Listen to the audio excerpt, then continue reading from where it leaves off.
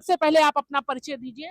जी, मेरा नाम प्रतीक पांडे है जी। और आज हम लोग यहाँ पे एकत्रित हुए थे जैसा कि आपने बताया कि यूजीसी जो एक्ट है, इसके खिलाफ प्रदर्शन था। और देखिए मेरा मानना है कि भारत एक ऐसा देश है जहाँ पे सभी धर्मों का सम्मान है, सभी जातियों के लोग रहते हैं, सभी मजहबों के लोग रहते हैं। तो यहाँ पर कुछ ऐसी व्यवस्था नहीं होनी चाहिए कि लोग आपस में एक दूसरे से द्वेष रखें, भेदभाव करें। जी, जैसे आपने जानते हैं कि जब मोदी जी को लेकर 2014 में एक अभियान चलाया गया, उसके बाद राष्ट्र प्रेम का नारा दिया गया, जी, राष्ट्र हित की बात की गई, जी, सबका साथ, सबका विश्वास जी, लेने की बात की गई। जी। लेकिन आज ऐसा क्या हो गया कि एक समाज का पूरा विश्वास खोती जा रही है भारतीय जनता पार्टी। इसका देखिए कारण क्या है? देखिए भारतीय जनता पार्टी की सरकार 2014 में बनती है, हमारे मोदी जी प्रधानमंत्री बनते हैं। उन्होंने बहुत अच्छे कार्य किए होंगे, हो सकता है। लेकिन जो एक मेन हमको अब समझ में आया, जो सवर्ण, जो भाजपा का मेन वोटर हमेशा से सवर्ण रहा है, लेकिन आज की स्थिति ये है कि सवर्णों का सबसे ज्यादा शोषण हो रहा है।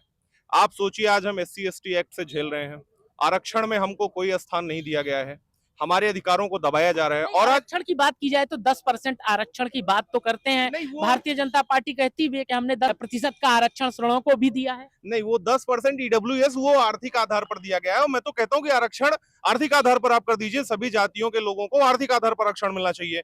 भाई यदि क्रीमी लेयर की व्यवस्था एससी एसटी में होती तो द्रौपदी मुर्मू जी हमारी दलित समाज से आती हैं, क्या उनके परिवार के लोगों को आरक्षण की जरूरत है? आप बताइए। जो एक बार विधायक सांसद बन जा रहा है कोई दलित, क्या उसके परिवार वालों को आरक्षण की जरूरत है? वो तो अगड़ी श्रेणी में आ चुका है। तो मेरा मानना है कि आरक्षण आर्थिक आधार पर होना चाहिए। और जो मेन चीज थी, जो विषय था यूजीसी, देखिए हमको इक्वलिटी आर्टिकल 15 के अनुसार हमको समानता का अधिकार मिलता है सभी जाति धर्मों के लोगों को। तो किसी भी आधार पर हमें बांटने का काम किया जा रहा है। आप सोचिए, यूनिवर्सिटीज में, कॉलेजेस में बच्चे पढ़ते हैं, विद्यार्थी वहां पर जाते हैं, एक दूसरे से डिबेट करते हैं। यदि यूजीसी जैसा घटिया कानून लागू होगा तो सवर्ण समाज के बच्चे अलग चलेंगे, ओबीसी के अलग चलेंगे, एससी एसटी के अलग चलेंगे। देखिए यूजीसी से सिर्फ सवर्ण समाज को दिक्कत नहीं है। आज के समय में एससी एसटी से ज्यादा, सबसे ज्यादा अगर एससी एसटी के मुकदमे हैं तो ओबीसी समाज के ऊपर हैं, यादवों के ऊपर हैं।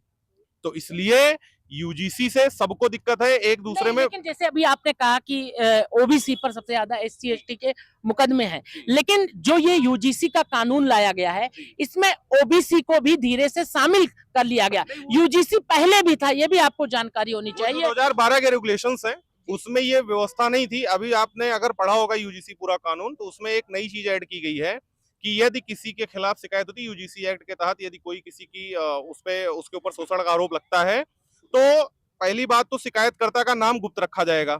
और दूसरी बात, उसके ऊपर यदि आरोपी झूठा पाया जाता है कि मतलब शिकायत उसने झूठी की है, तो उसके ऊपर कोई कार्रवाई नहीं होगी। तो आपने तो ये तो व्यवस्था हाईवे पे ला दी।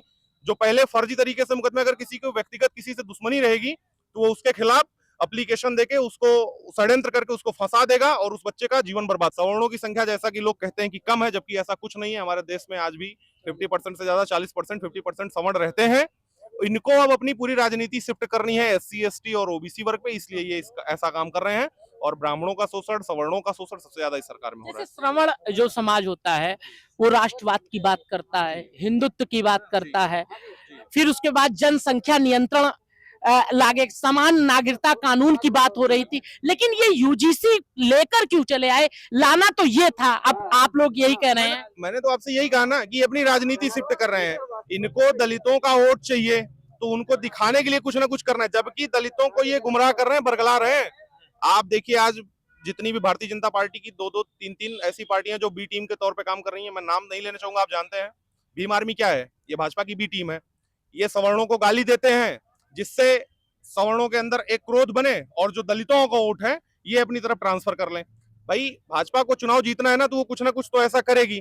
तो यूजीसी ये जो लाए हैं 2012 में, जो रेगुलेशंस थे, उसमें ये परिवर्तन इसीलिए सिर्फ। सवाल का आप मेरे उत्तर दीजिए कि चाहे कांग्रेस की सत्ता रही हो, चाहे बसपा की उत्तर प्रदेश में सरकार रही हो, चाहे समाजवादी की रही हो, और चाहे भारतीय जनता पार्टी, सब ने कहीं ना कहीं श्रवणों को हमेशा ठगा है। लेकिन इस बार 27 और 29 के चुनाव में कौन सा ऑप्शन रहेगा, इसका उत्तर आप दीजिए। देखिए ऑप्शन वही रहेगा जो हमारे लिए हमारे समाज के हित की बात आपके ही एक नेता है ब्रजेश पाठक जी, आपने देखा होगा, उनसे यूजीसी पर सवाल पूछा जाता है तो वो उत्तर किस पे, एसआईआर पे दे रहे हैं। और तमाम नेता जो है गाड़ी में बैठकर भागते हुए नजर आ रहे हैं। तो जब कोई उत्तर अभी नहीं दे रहा है, जब चुनाव में आएंगे तो कुछ ना कुछ बलगला देंगे, कोई ऐसी बात कर देंगे। जैसे अभी आपने परीक्षा का देखा, परीक्षा में जैसे ही पंडित का नाम आया, तुरंत ब्रजेश पाठक जी ने भी ट्वीट कर दिया और तमाम भारतीय जनता पार्टी के नेता भी एक्टिव हो गए, आपने देखा। लेकिन क्या हुआ, यूजीसी का यू के बारे में किसी ने एक शब्द नहीं बोला। देखिए जो मेन चीज आपने बताई कि हमेशा से सवर्ण राष्ट्रवाद की बात किया है, देश हित की बात किया है, लेकिन जब आज सवर्ण को ये लग रहा है कि हमारे अधिकारों को दबाया जा रहा है, हमारा शोषण किया जा रहा है, तो सवर्ण एकजुट हो रहा है। बोलना पड़ेगा, मैं आपसे फिर से कह रहा हूं, चाहे डिप्टी सीएम रहे हो हमारे ब्रजेश पाठक जी या कोई भी रहो, कोई राष्ट्रीय स्तर का नेता हो, जब हम एकजुट होंगे, ये जो विरोध प्रदर्शन हो रहे हैं, ये वहां तक संदेश जाएगा। उनको लगेगा कि आज सवर्ण अब हमारा वोटर नहीं रहेगा यदि हम उसके विरोध में कार्य करेंगे, तो उनकी चेतना खुलेगी और वो बोलेंगे। अगर अब तक हम कभी विरोध अपना दर्ज नहीं करा रहे थे, आज सवर्ण एकजुट हो चुका है, पूरे भारत देश में ये संदेश जा चुका है। लोग आपके श्रवण समाज के ही लोग कह रहे हैं, जैसे प्रधानमंत्री जी, आपने देखा एससी एसटी एक्ट को बहुत मजबूत किए, अगर तो उनको लगा कि श्रवण उस समय भी विरोध किया, लेकिन फिर उसके बाद पीछे होके फिर से जो है चुनाव जिता दिया। तो इसी तरह का फिर हो जाएगा, कोई चीज कर देंगे फिर आप लोग जिता देंगे। नहीं, अभी तक देखिए आपने बताया एससी एसटी को मौजूद किया, मैंने फिर से आपसे कहा कि एससी एसटी एक्ट ये सारे पहले से थे और भाजपा में ये चीजें और बढ़ी।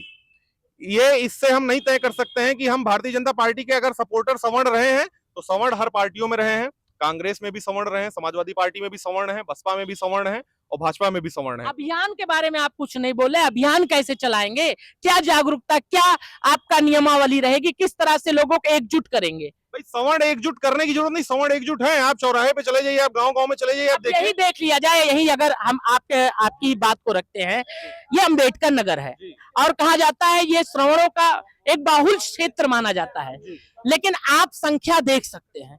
इससे कैसे पुलिस भी कहती होगी बात तो बड़ी बड़ी की गई, लेकिन जो है यहाँ नहीं, आप देखिए सवर्ण, आप संख्या बल पे मत जाइए।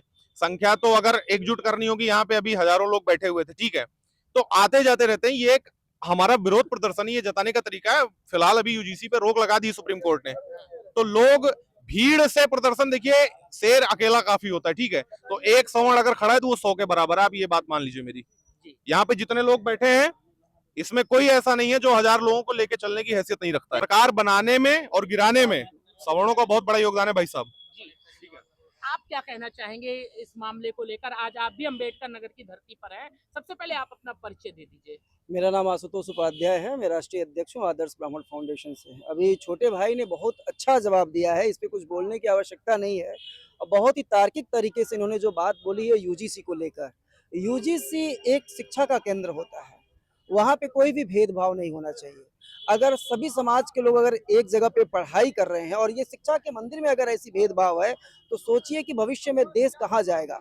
यह गृह युद्ध और देश कहीं न कहीं कई टुकड़ों में बटेगा, सिर्फ जाति के आधार पर। यह भविष्य सुनिश्चित करेगा कि वर्तमान में जो भी संवैधानिक और राजनीतिक तरीके से जो कानून बनाए जा रहे हैं, वो कहीं न कहीं देश को तोड़ने की साजिश हो जा रही है और किसी भी राजनेता ने अपनी राजनीतिक पार्टियों को बढ़ाने के लिए चीजें कर रही है। जैसे अभी एक आप मतलब कि नेता के रूप में उभर रहे हैं, पहले वो अधिकारी थे, अग्निहोत्री जी के बारे में आप जानते होंगे, उन्होंने आचार्य जी को लेकर उन्होंने इस्तीफा दिया, उसके बाद चर्चा में आए और अब उन्होंने अपनी एक पार्टी बना ली है और हर जगह जाकर अभियान चला रहे हैं श्रवणों को एकजुट करने के। यही वास्तविकता है कि जब ऐसी कोई चीजें आती हैं, समाज को तोड़ने की बात करे, तो ऐसे बहुत से अधिकारियों को सामने आना चाहिए।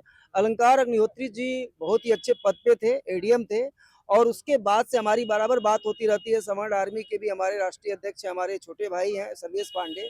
साथ में हम लोग एक योजना के तहत हम लोग एक लखनऊ में बैठक रख रहे हैं, जिसमें सभी संगठनों को हम बुला रहे हैं और उसको लेकर अपने संगठनों के साथ में हम कहीं न कहीं इसको ये लेकर चलेंगे कि समाज को संगठित करना हमारी सबसे पहली प्राथमिकता है। लेकिन एक आपने वीडियो भी वायरल होता हुआ देखा होगा कि उन्होंने जब लखनऊ में एक बैठक थी ब्राह्मण समाज की, बहुत बड़ी बैठक थी, उसमें ब्रजेश पाठक जी भी आए थे और तमाम भारतीय जनता पार्टी के नेता भी वहां मौजूद रहे। उसके बाद उन्होंने जब फरसा उठाया और उसके बाद अपना भाषण, उन्हें भाषण से भी रोका गया, बात से भी रोका गया और फिर उसके बाद उनका विरोध भी उस संगठन के ही वो लोग करने ब्राह्मण लगे। सम्मेलन नहीं था, वो किसी न किसी भाजपा के ही सभी नेता थे, तो वो किसी न किसी पार्टी के द्वारा वो किया गया, वो शायद कार्यक्रम हो सकता है, मुझे नहीं पता है। क्योंकि जब एक ही पार्टी के सभी नेता आ रहे हैं तो जाहिर सी बात है वो अपने पार्टी के विरोध में कोई बात सुनना पसंद नहीं करेंगे। और जाहिर सी बात है कि ये भी सोचना चाहिए कि सवर्ण समाज किसी राजनीतिक दलों के बहकावे में ना है, किसी भी हिंदू सम्मेलन, भाजपा के ऐसे सम्मेलनों में ना जाए जिसमें भाजपा को ही फायदा होने की बात हो और अपने समाज को झुका के कहीं आगे बढ़ने की बात हो, तो वैसा नहीं करेगा। और हम ब्राह्मण समाज के अगर बहुत से संगठन हमारे साथ में काम कर रहे हैं, आदर्श ब्राह्मण फाउंडेशन को लेकर भी, आदर्श यहाँ पे भी अम्बेडकर नगर में सवर्ण समाज है और भी बहुत से संगठन आए हैं। जैसे आपने देखा होगा कि लगभग अगर देखा जाए तो श्रवणों की भी पार्टी, मतलब तमाम पार्टियां हैं, लेकिन कोई उठ नहीं पाई, तरक्की नहीं कर पाई, वहां तक पहुंच नहीं पाई। उसका कारण क्या रहा है? क्या इस बार सारे पार्टी को एकजुट करके, गठबंधन करके कुछ ऐसी रणनीति तैयार की जाएगी कि श्रवणों के बीच की पार्टी का व्यक्ति जो है विधानसभा, लोकसभा पहुंचे? हर पार्टी से सवर्ण समाज के लोग विधानसभा, लोकसभा पहुंचते हैं। सवर्ण समाज बुद्धिजीवी वर्ग है और ये हमेशा नहीं, बसपा, सपा, कांग्रेस, भाजपा छोड़िए, इस बार देखिए इसकी स्थिति बताइए। नहीं, इस स्थिति की तो बात अगर देखते हैं तो कहीं न कहीं समस्या तो है, लेकिन हमें ये देखना पड़ता है कि सवर्ण समाज में जितनी भी समस्याएं हो रही हैं, ये कहीं न कहीं आपसी संगठित नहीं होने की वजह से हो रही है और अब हमें संगठित होने की जरूरत है और हम लोग हो रहे हैं। लेकिन बात ये आ रही है कि जितने भी बुद्धिजीवी वर्ग हैं, आप सवर्ण समाज को एकत्रित अगर करते भी हैं तो आपसी सब चीजों को लेकर चलते हैं, लेकिन राजनीतिक दलों के हिसाब से जो है छोटे समाज के लोग जो हैं राजनीतिक रूप से एकत्रित हो जाते हैं, उसमें लाभ मिलता है। अब 40% से ज्यादा सवर्ण समाज की आबादी है, इस पूरे प्रदेश की हम बात करते हैं और ये बात अगर कोई बोलते हैं कि 2%, 4%, 10% है, ये गलत बात है। आंकड़ा अगर आप देखें तो 40% में, जिसमें ब्राह्मण, क्षत्रिय, लाला, वैश्य, अब तो ये भी हम बोल रहे हैं कि शेख सैयद पठान को भी SC, ST और UGC लगेगा। कड़ी सेना में भी देखा जाए तो कुछ लोगों का नाम लिया जाता है जो क्षत्रिय समाज से आते हैं और दूसरे जो है, अगर ब्राह्मणों में देखा जाए, श्रवणों में देखा जाए, ब्राह्मणों की तरफ से तो अनिल मिश्रा जी का, अग्नोत्री जी का नाम सबसे ऊपर आता है। तो क्या इनके नेतृत्व में कोई दिशा तय होगी? ये भविष्य तय करेगा। आने वाले 2027 के चुनाव से पहले ही कहीं न कहीं ऐसी हम लोग योजना बनाएंगे कि जिसमें हमारे ही ऐसे ही समाज का कोई व्यक्ति हो जो सिर्फ समाज की आवाज उठाए। आज आप लोकसभा में देखें, विधानसभा में देखें, जाति के आधार पर योजनाएं चलती हैं। OBC की अलग शिक्षा की योजना, SC, ST की अलग है। सामान्य वर्ग के लिए क्या है? सामान्य वर्ग में सबसे ज्यादा गरीबी का आज आप देख रहे हैं, कुछ नहीं मिलता है, कुछ मिलता नहीं है। अभी हम अपना संगठन चला रहे हैं, हमको अगर कुछ किसी को मदद करना पड़ता है तो मुझे अपने पास से करना पड़ता है। हम अपनी चीजों को लेकर जब आगे बढ़ रहे हैं तो अपनी योजनाओं को जब हम अपने समाज के उन गरीब परिवार को देखते हैं कि सिर्फ गले में जनेऊ है और मकान बिल्कुल नहीं है। जी, अपना परिचय। आशुतोष उपाध्याय, राष्ट्रीय अध्यक्ष, आदर्श ब्राह्मण फाउंडेशन। जैसे आप भी एक संगठन का नेतृत्व कर रहे हैं, 2027 का चुनाव है और तमाम श्रवण पार्टी बनी हुई है, श्रवणों की पार्टी बनी हुई है, सामान्य वर्ग की, लेकिन कहीं ना कहीं बनी तो बहुत सी पार्टियां, लेकिन कोई पहुंचा नहीं। अगर पहुंचते भी हैं लोग तो बसपा, सपा, कांग्रेस, बीजेपी, इसी के लोग पहुंचते हैं। लेकिन देश आजाद हुआ है तब से जो है श्रवण समाज को ठगने का काम सभी पार्टियों ने किया है, ये आप भी जानते हैं। तो क्या इस बार श्रवणों की एक, जितनी पार्टियां एकजुट होकर 27 में कुछ रंग दिखाएंगी, क्या इसके लिए भी आप कुछ काम करेंगे? बिल्कुल जो है हम 2000 बसपा, सपा और कांग्रेस का कोई पंडित जी को टिकट मिलेगा, उसके साथ चले जाएंगे। 2007 से हम लोग कुछ राजनीति बारे में जान रहे हैं, तो इस सामान्य जो है, जब सपा से उबा तो बसपा, सपा को हराया, बसपा अपने आप जीत गई। बसपा से उबा तो सपा पुनः अपने आप जीत गई। सपा को हराया तो अपने आप भाजपा जीत गई। तो आने वाले समय में ये सवर्ण समाज, अगर ये UGC कानून नहीं वापस होता है तो इसको हरा देगी, जिसके भाग्य में वो होगा वो जीत जाएगा। लेकिन हम लोग ये भी चाहेंगे कि एक मजबूत सवर्ण समाज का एक पार्टी बने, एक संगठन बने, वहाँ सारे स्वर्ण समाज एकजुट होकर उसको मतदान करके अपनी क्षमता, अपनी ताकत का पूरा प्रदर्शन करें। क्या आपकी आवाज को विधानसभा में, लोकसभा में नहीं उठाया है, तो क्या 27 और 29 में उनको आप लोग कैसे जवाब देंगे? अरे पूरा नोट है, पूरा चिन्हित है, वो लोग अंडरलाइन हुए हैं। आने वाले समय में उनको जनता दरवाजे दरवाजे पर उनको बहुत अच्छा जवाब देगी। किस तरीके से जवाब देगी उस समय वही जानेंगे जो है। क्या कहना चाहेंगे? आप भी यहाँ बैठे हुए हैं, अपना परिचय दे दीजिए। और दयाशंकर मिश्रा मेरा नाम है और सवर्ण आर्मी से संबंध रखता हूँ मैं। सवर्णों की जहाँ तक बात है तो इनको भारत की जितनी राजनीतिक पार्टियां हैं सभी लोगों ने ठगा है। सवर्णों ने किसी को साथ देने से गुरेज नहीं किया है। सवर्ण कभी जातिवादी नहीं है। सवर्णों ने कांग्रेस का साथ दिया, कांग्रेस ने सत्ता चलाई अपनी, लेकिन सवर्णों के साथ सबसे बड़ा धोखा राम मंदिर और मंडल आयोग के बीच में हो गया। क्योंकि जब मंडल आयोग का विरोध सवर्ण पुरजोर कर रहे थे, उसी समय आडवाणी ने रथ यात्रा निकाल करके पूरे मूवमेंट को घुमा दिया राम मंदिर की तरफ। सवर्णों के साथ सबसे बड़ा धोखा तभी हो गया। सवर्ण अपने जो है सनातन के प्रति, अपने राष्ट्र के प्रति समर्पित होने के कारण इन्होंने अपने हित को पीछे छोड़ दिया और ये भारतीय जनता पार्टी के साथ हो लिया। 27 का चुनाव होगा या 29 का चुनाव होगा, क्या जिस प्रकार से सवर्णों की एक पार्टी बनी हुई है, क्या अपने आप लोगों ने भी कोई रणनीति तैयार की है कि आगे क्या करना है आप लोगों को? बिल्कुल फिर बसपा सपा नहीं, कांग्रेस की ओर नहीं, बिल्कुल सवर्णों का एक संयुक्त मोर्चा बनेगा। आपको याद होगा कि जब कांग्रेस की अनवरत सरकार चली आ रही थी, कांग्रेस की लगातार जब पूरे देश में जब कांग्रेस की लगातार सरकार चली आ रही थी, यहाँ तक कि इंदिरा गांधी ने इमरजेंसी लगा दिया, उसके बाद पूरे देश के छोटे मोटे सारे घटकों ने मिलकर के एक संयुक्त जनता पार्टी के बैनर तले चुनाव लड़ा, जिसमें मोरारजी देसाई को प्रधानमंत्री बनाया गया। उस समय हर प्रदेश से अलग अलग संगठन थे, लेकिन प्रेजेंट टाइम की बात करिए। प्रेजेंट टाइम में वही स्थिति आज की 1975 वाली आ गई है, 1990 वाली आ गई है। जब 1990 में जनता दल के नेतृत्व में राष्ट्रीय जन मोर्चा बना, विश्वनाथ प्रताप सिंह के नेतृत्व में सरकार लड़ी गई, चुनाव लड़ा गया विश्वनाथ प्रताप सिंह के नेतृत्व में, और विश्वनाथ प्रताप सिंह प्रधानमंत्री बने। वही स्थिति आज है। अगला चुनाव 2027 का, 2029 का,